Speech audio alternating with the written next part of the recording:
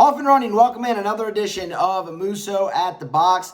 Glad to have you along for the ride. We're presented by Gotlit Light Installers, gotlitlights.com. Go ahead and smash the like button, get subscribed if you have not already on YouTube and your favorite podcast app. That is greatly, greatly appreciated. So LSU, they are back on the field Tuesday night versus McNeese. Then they face Alabama Thursday, Friday, Saturday here on Easter weekend, looking to get back on the right track after being swept at Auburn. Since LSU plays Tuesday and then on Thursday, we obviously lose a day in the week to kind of discuss things from a broader perspective. So we're going to cram a couple shows into one right here. I want to talk about the third starter spot.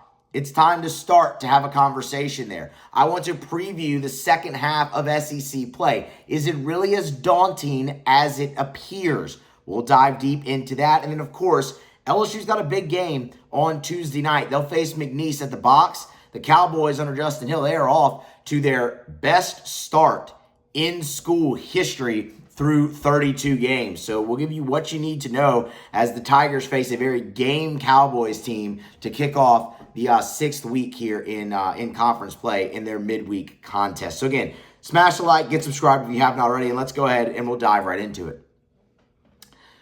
I want to start with the conversation about LSU's third starter and looking at Chase Shores.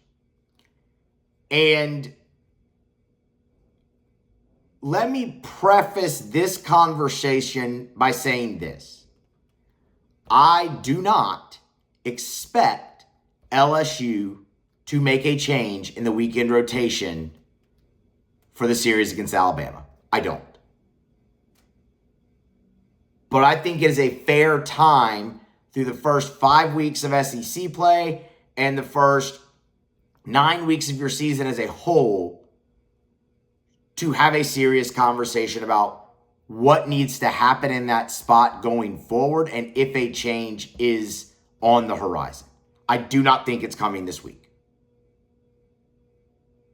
And the options that you might be considering aren't necessarily the options that I'm considering. So hear me out. It might not change any of your opinion. I'm not really trying to change your opinion.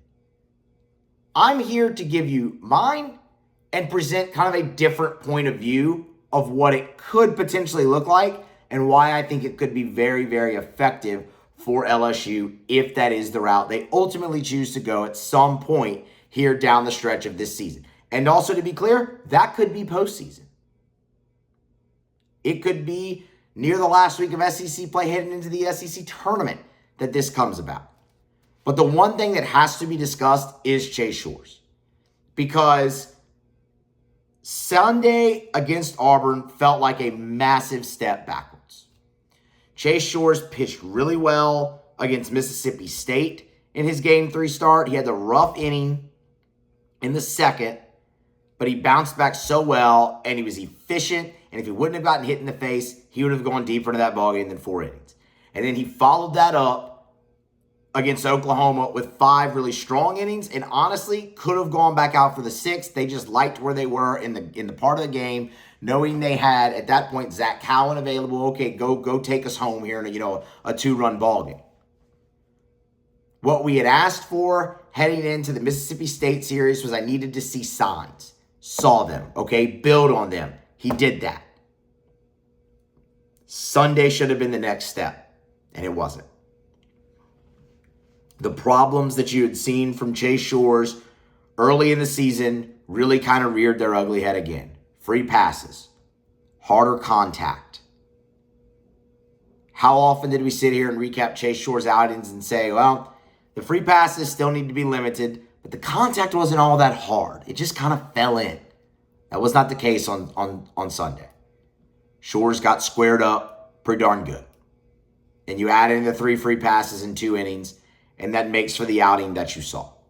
And ultimately, it dug LSU a hole. I think they got him out in plenty of time in that game, and ultimately, your offense still was the crux of the issue. You didn't allow another run after the second inning. You couldn't score 4 runs to win a ball game. That's a big issue.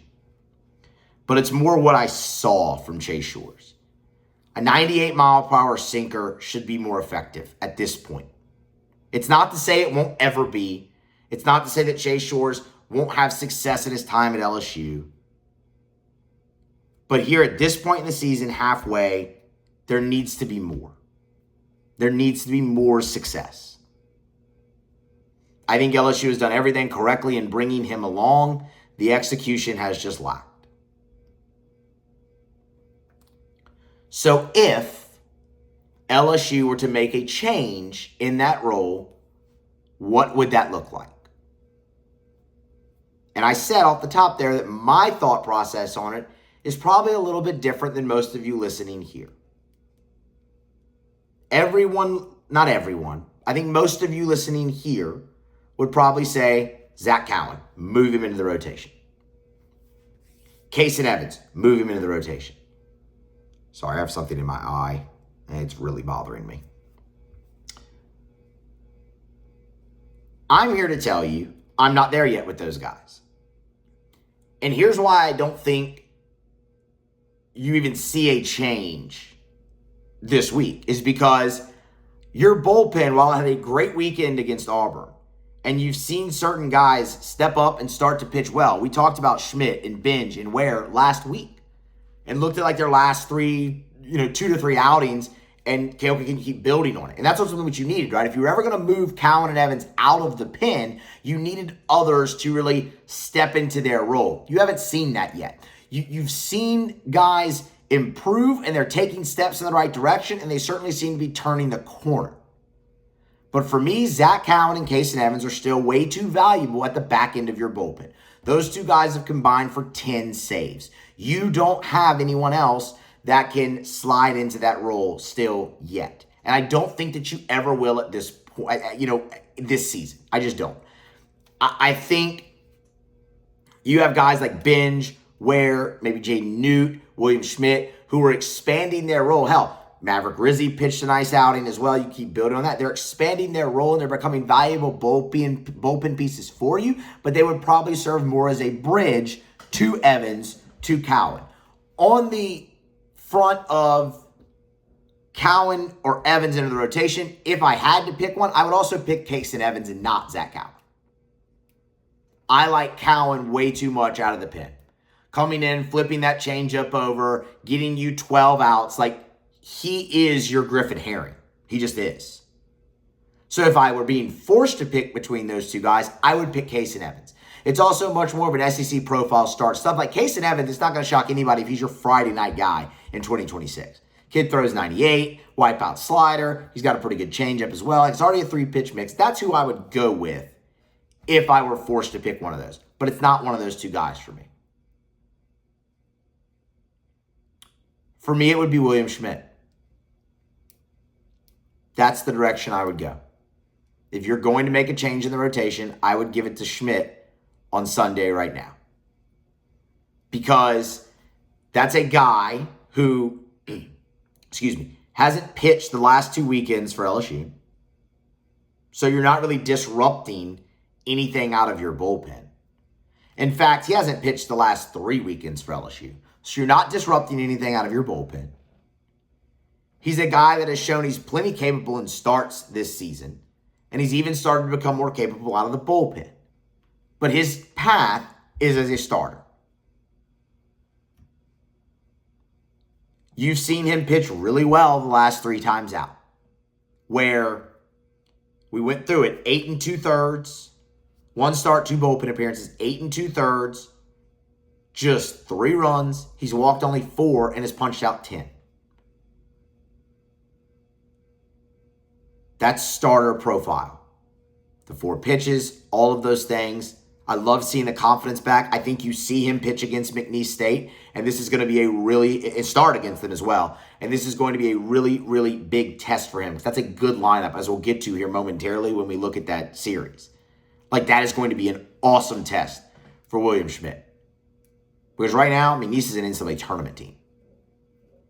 And again, I think he starts. And even if he doesn't, he's going to pitch in that game.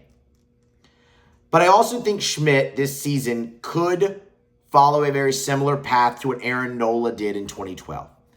And I know, comparing anybody to Aaron Nola, it's just not the way to go about it, right? And I'm not saying he is Aaron Nola. Aaron Nola as a freshman really never missed a beat. He was incredible. And then went on to be incredible for 2 years after that, and he should have his number retired already at LSU. But the path he followed can be similar. You'll remember in Aaron Nola's freshman year, he got that start at Tulane in early March. He threw 8 shutout innings, and it was like, whoa. He didn't pitch that weekend in the SEC, but he got the start the next midweek again against Northwestern State. He pitched 2 innings, and then he started that Sunday in conference play. And outside of a couple weekends, he never really relinquished that role. I get it. The timing of this would be a little bit different, but LSU's done such a great job bringing William Schmidt along that I think that it could work. The stuff is the stuff. We know.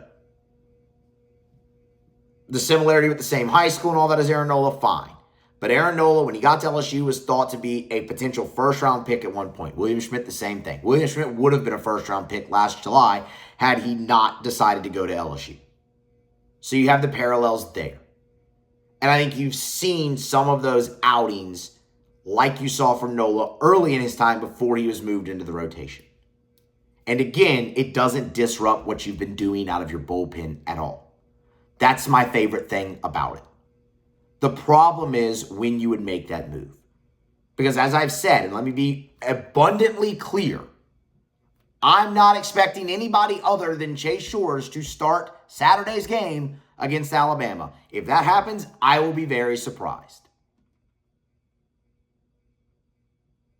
And you wouldn't put Schmidt in that spot against Tennessee. That would not be the first time to do it. A&M might be. And we can get into why I feel about that a little bit more when we get into the back half of the SEC conversation that's coming momentarily. But that might be. And if it's not A&M, South Carolina would probably be the next opportunity. But you're not doing it against Tennessee. Because you could be in one of 3 spots there. Rubber match, which that's going to be huge. Opportunity to sweep, which would be magnificent, or you're trying to avoid getting swept at home. And that's just not the spot to put a freshman in there for his first SEC start. This weekend would be the other time to do it. But again, I'm not expecting a change right now. So if it's not this weekend, and I don't think it will be, A&M makes a little bit more sense to me. But that carries caveats that we can address, again, when we get into the SEC conversation. But that's the way I would go with it. If LSU were to make a change, for me, it would not be Cowan. It would not be Evans. It would be William Schmidt. Let's see what he's got. Because you're expecting him to be in that role later in his career. Next season, as a matter of fact. And you know what? It may go horrible. And then you go back to the drawing board. Or he might be ready. The confidence might be back enough. And you see the impressive stuff that everyone else has seen from him that made him on the radar for an MLB draft pick, first round, coming out of high school. Let's see. For now, I'm still expecting Anderson, Ianson, Shores. But that would be the direction that I would go. Gauntlet Light Installers, gauntletlights.com. Permanent outdoor landscape lighting. Remember, it's not just the Christmas lights anymore, where they custom design your Christmas light setup, come install it, maintain it, tear it down, store it. They still do that, and you should check it out. But they've expanded. Custom design, permanent outdoor landscape lighting. Front yard, backyard, residential or commercial, home or business for you at Gauntlet. However you want to illuminate your space, illuminate your landscape, talk to Derek and his team. Go to Gauntlet Lights, get a quote, and work with them. Also, temporary outdoor lighting for your private events, a wedding reception, a wedding anniversary, graduation parties, which are right around the corner. I know some of you have grads in your family and you're looking to throw them a party. You're going to need lights for that. Go to gauntletlights.com and get your quote. Follow them on Facebook as well and tell them you heard it right here on Musso at the Box. Okay, LSU's back half of the SEC slate. And we talked a little bit about this after the game on Sunday when we did our full weekend recap, because one of the reasons that sweep at Auburn feels so bad, aside from the fact that you were awful offensively and you got swept on the road and you got swept by a team for the first time since 1988. Like, all of those things really stink. But one reason it really felt so bad is because it was the closeout of the first half of SEC play. Like, if that happens week 2 in SEC, okay, it still sucks. But you're like, it's early. They've got plenty of time. Now, you're right at the halfway point, and it felt really gettable, and that was a winnable series for LSU. They just didn't execute well enough on defense in the outfield and at the plate. And now you turn the page, and you look at the back half of LSU's SEC schedule, and it's, oh my goodness, it's the tougher half of the league. It's the tougher half of your schedule. Tennessee, Arkansas, A&M, they're playing better. Alabama's a ranked team. What are you going to do? And I'm here to pose a very important question for you. Is it really tougher? Is it? Or does it just feel that way because Tennessee and Arkansas are right there? Let me explain. One of the things we liked about LSU's SEC schedule this season, and you can go back preseason and listen to this show where we went through the schedule, it was much more equitable than it was a season ago. And that includes first half and second half. You look at the schedules side by side, you split them into two, and you look at your opponents and their records, combined records in conference play, they're not all that dissimilar. There's teams in the first half that skewed it one way. There's teams in the second half that also skew it. Missouri's 0-15. That's absolutely going to skew your first half opponent's record.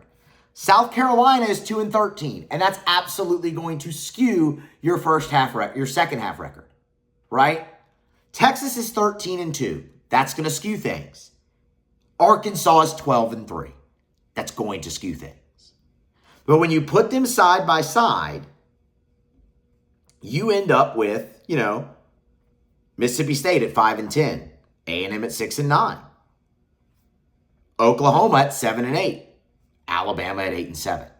LSU's first half opponents had a combined conference record of 34-41. That's not great.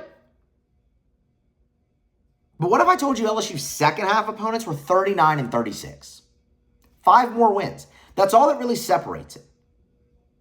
And when you look at where the teams currently are, some are trending down. A&M, I still have question marks about, and I'll get into that momentarily because I know a lot of you are probably going to be like, what are you talking about? They went on the road, beat Tennessee 2 out of 3. They swept South Carolina at home. Yeah, there's more to meets the eye, and have you seen what's coming up for them? South Carolina's horrible. LSU right now, you sit at 10-5. 20-10, you're a national seed, and that's still doable. In fact, you're on pace to do that. 19-11, you're a national seed. You're top 8 at 19-11. In this SEC, I think you are. I think you're going to have a couple teams end at 20-10, but if you beat those teams, that's where you could end up getting there at 19-11. And 19-11 has normally put an SEC team in as a top 8. Because right now, the top 8 seeds you're looking at right now are Tennessee, Arkansas, Texas. LSU can absolutely be a 4th at 19-11. Ole Miss, definitely keep an eye there. They've played great. But how do you get to 19-11? How do you get to 20-10? It's really not that difficult. You look at Alabama, who's coming into the box this weekend, and the Tide are scuffling. They have lost 2 series in a row, including one to Mississippi State at home. That's a tough look for a series loss right now. State's 5-10. The offensive numbers have dwindled a little bit. It's still a very capable offense that does strike fear into me. And we'll talk plenty more of that when we preview the series. But the offensive numbers have dwindled. And the bullpen hasn't been great either. And when you look at their starting pitching, that's lacked as well. There's a reason they've lost 2 series in a row. They're coming in, licking their wounds a little bit. You get them at home. You win 2 out of 3 there. That puts you at 12-6. Let's fast forward to A&M. Texas A&M went on the road and beat Tennessee 2 out of 3. It was wildly impressive. They got the benefit of playing a doubleheader one day, which momentum can absolutely carry in those games. But the offense has returned for A&M. The problem is, in that happening, their pitching has taken a step back. Ryan Prager's ERA in conference play, their ace is over 6. Yeah, they swept South Carolina. They needed extra innings to do it in game number 1 behind Prager.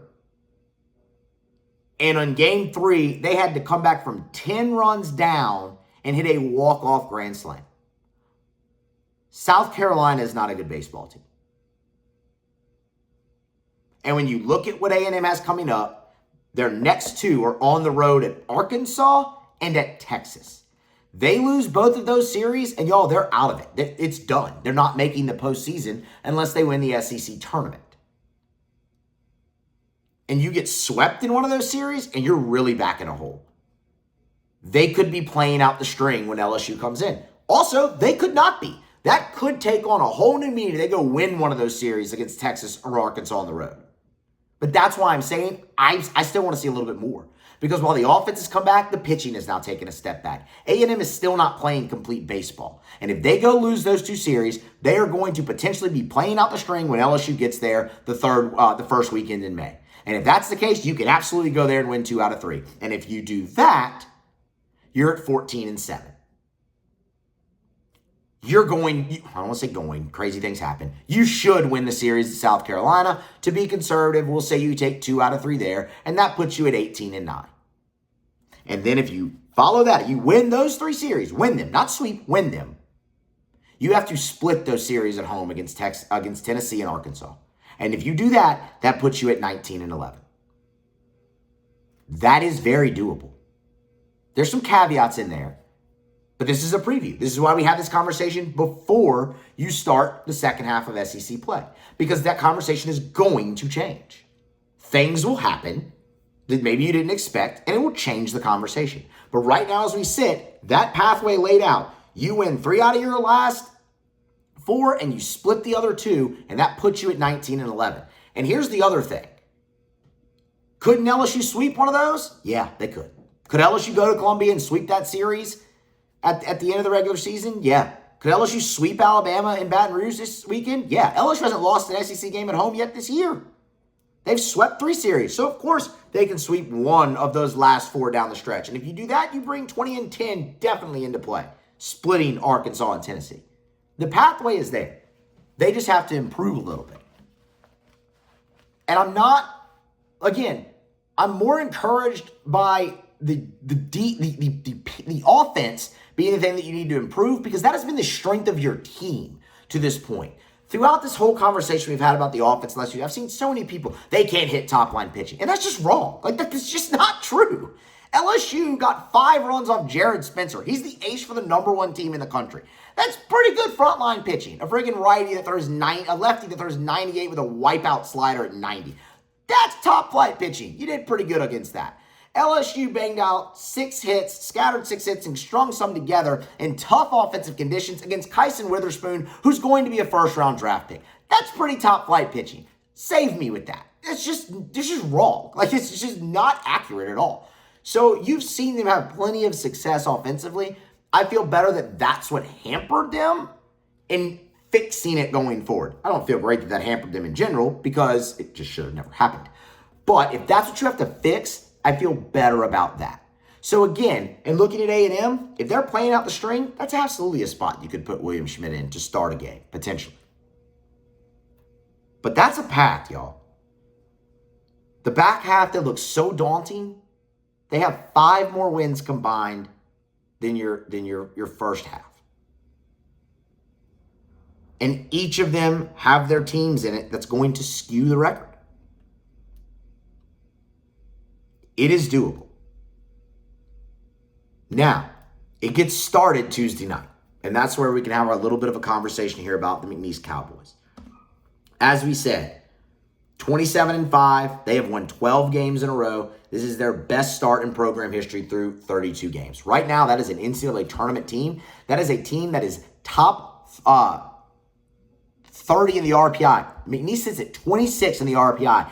This is a rare chance where you actually have a game in the midweek that can help your resume long term. McNeese keeps winning, and that's going to be a borderline quad 1 win for you. Definitely quad 2. And you don't get those in the midweek very often. But this is one of those chances. But this is a team that's going to provide plenty of a challenge. They hit 303 as a group. They've got a little bit of a power pop to them throughout the lineup a little bit. Easton Dowell leads this team in batting, 413. He's tied for the lead in home runs with 5, and he's tied for second in RBI. And oh, by the way, he's been smoking the baseball, y'all. You are looking at a kid